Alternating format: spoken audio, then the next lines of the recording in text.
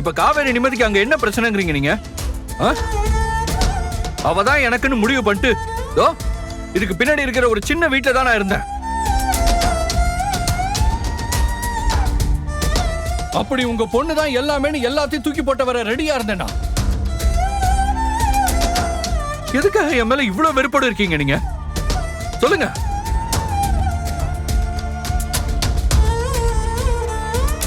அதான் சொல்லுங்க, உங்ககிட்ட தான் நான் பேசிக்கிட்டு இருக்கேன்.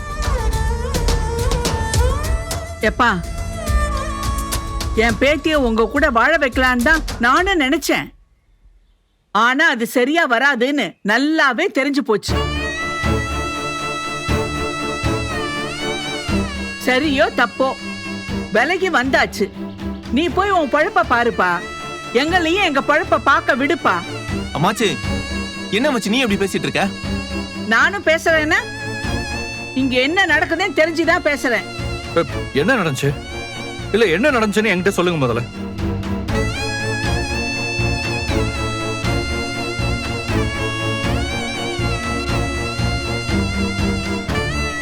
வாயை திறந்து சொல்லுங்க, என்ன நடந்துச்சு?